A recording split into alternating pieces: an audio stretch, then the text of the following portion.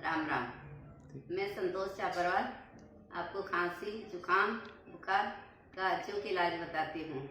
10 ग्राम सौंठ, 10 ग्राम काली मिर्ची, 10 ग्राम पीपल, 10 ग्राम काली हल्दर, 10 ग्राम पीली हल्दर, 20 ग्राम आंवला पाउडर, 5 जायफल। अब आप काली हल्दर को कढ़ाई में 1 चम्मच घी डालकर सेक लेवें। सेकने से ये फूल जाएगी, गैस बंद कर देवें।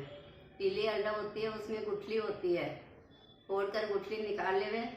अब सभी सामग्रियां मिक्सर में डालकर पीस लेवें और चलने से छान लेवें और सुबह शाम आधा आधा चम्मच गुनगुने पानी के साथ लेवें।